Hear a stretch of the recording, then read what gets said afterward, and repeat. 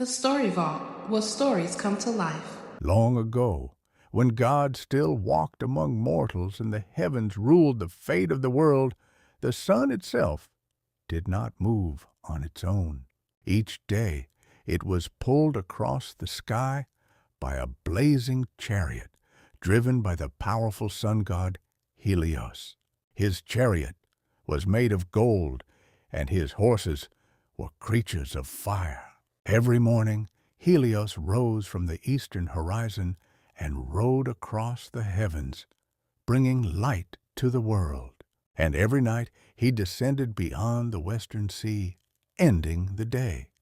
No mortal had ever dared approach him, except one, a boy named Phaethon. Phaethon had grown up hearing whispers about who his father truly was. While other boys had farmers or soldiers as fathers, Phaethon's mother told him something unbelievable. His father was the god who carried the sun. But the other children laughed at him. They mocked him. "You, the son of the sun god?" they said. "Then prove it." Ashamed and desperate to know the truth, Phaethon set out on a dangerous journey to find the palace of Helios. For days he traveled across deserts and mountains until finally he reached the edge of the world. There stood a palace glowing with pure light, golden pillars, walls that shimmered like fire, and sitting upon a throne of burning brilliance was Helios himself. The god looked down at the boy standing before him. "Why have you come here, child of earth?"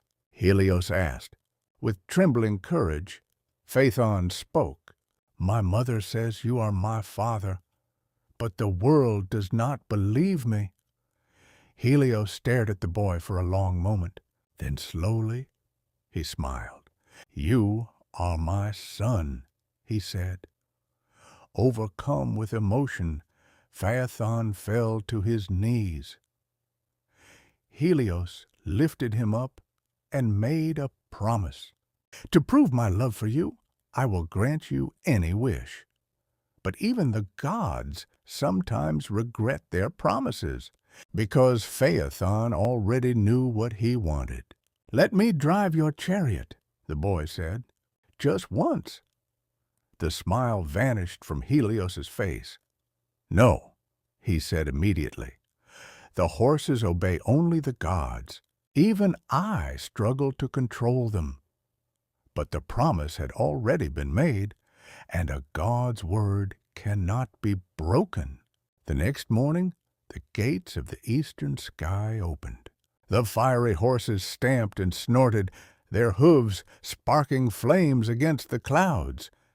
Phaethon climbed into the golden chariot. Helios tried to warn him one last time. "Stay the path across the middle of the sky," he said.